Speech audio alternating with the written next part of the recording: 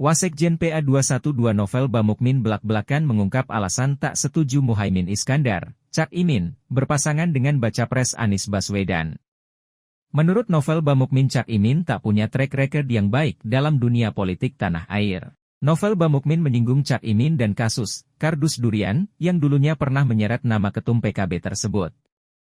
Novel Bamukmin juga menuturkan, Cak Imin berasal dari PKB yang tidak tegas pada kasus penistaan agama. Baik, terima kasih apa yang telah disampaikan dan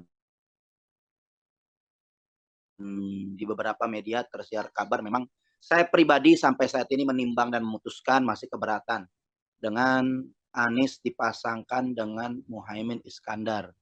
Karena kita punya beberapa catatan, saya punya beberapa catatan yang memang sangat bersinggungan keras latar belakang Muhaimin, begitu juga dengan latar belakang partainya yang memang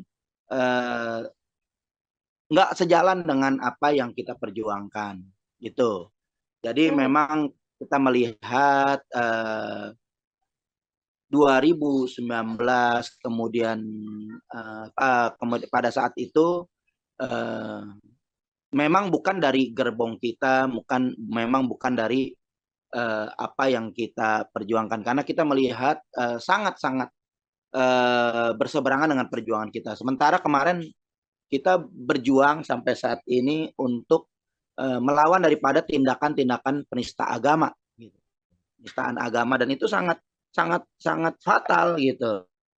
Apalagi kita melihat ini PKB kan basis massa Islam, boleh dikatakan basis massa NU, yang justru diakui atau tidak, yang saya tahu bahwa PKB ini anak tunggal daripada Nahdlatul Ulama.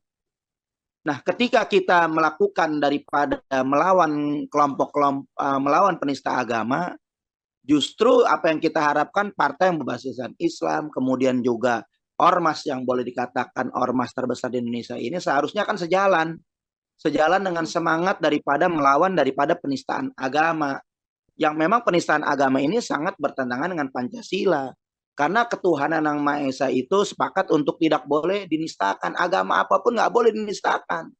Nah, justru dengan track record daripada PKB yang kita lalu, yang saya tahu justru ada di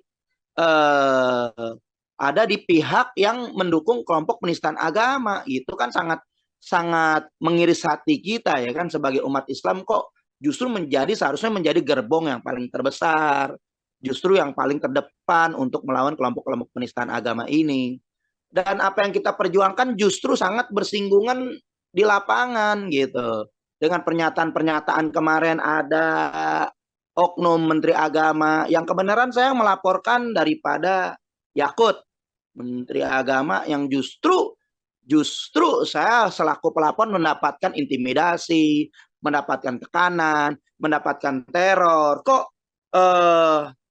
ormas Islam, mungkin oknum-oknum yang menteror saya, kemudian juga sakit, tapi sikap-sikap daripada keagamaan, baik PKB maupun daripada Nahdlatul Ulama, mungkin Nahdlatul Ulama juga sebagian yang terstruktur ya, bukan kultural. Kalau kultural saya yakin sih Nahdlatul Ulama ini akan melawan segala bentuk penistaan agama. Karena latar belakang ini sangat berat, sangat berprinsip buat kita, prinsip yang begitu kuat. Ini adalah betul-betul kita dipisahkan dengan kelompok pendukung penista agama, dan kami adalah kelompok yang melawan daripada segala bentuk penistaan agama. Maka kita melihat justru sangat berseberangan dengan kita. Tapi kan kita juga melihat justru itu keberatan saya dengan banyak berbagai macam catatan. Justru kita ingin melawan korupsi, justru pihak-pihak yang boleh dikatakan dekat daripada kekuasaan sampai saat ini tidak ada tindakan tegas itu. Karena kan boleh dikatakan Cak Imin banyak dugaan tersangka sebagai pelaku yang melakukan korupsi, baik yang korupsi yang berkaitan dengan TKI maupun yang isu yang sangat berat itu, isu yang sangat berat itulah kardus durian. Nah, kita ingin juga pemimpin yang betul-betul clear gitu, bersih daripada tindakan-tindakan seperti itu. Begitu juga kita mau melihat ya, saya juga mau melihat latar belakang itu, dan harus bisa kita, memang terjadi pro kontra di antara kita, terjadi pro kontra. Yang pasti keputusan nanti sebenarnya boleh dikatakan masih jauh ya daripada istimewa ulama atau apa yang nanti akan kita akan mengikuti daripada Komando Habib Rizik. Itu sih kuncinya. Kunci paling utama nanti adalah wajib untuk spirit 212 adalah untuk mengikuti daripada Komando IB AHRS atau Imam Besar Habib Rizik Syihab keterkaitan dengan Pilpres 2024. Itu sudah harga mati, kita akan mengikuti daripada Komando Habib Rizik, karena nanti kan kita juga melihat gitu capres-capres dan cawapres yang lain, Prabowo berpasangan dengan siapa, kemudian juga Ganjar dengan berpasangan dengan siapa, itu kan harus bisa nanti kita ikuti komando.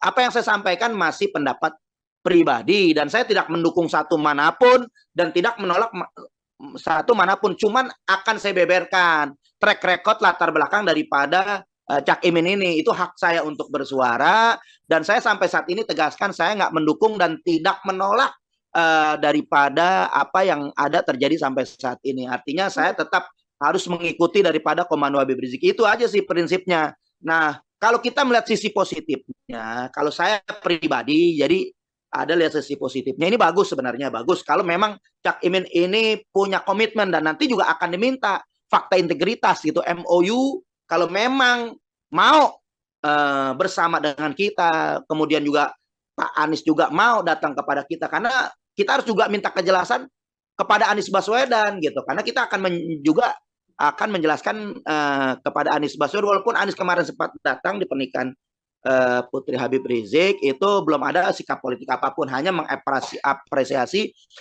daripada kinerja gubernur yang selama ini kemarin Anies menjabat. Belum ada dukung-mendukung. Sampai saat ini pun kita nggak mendukung satu capres manapun. Jangan lupa subscribe ya.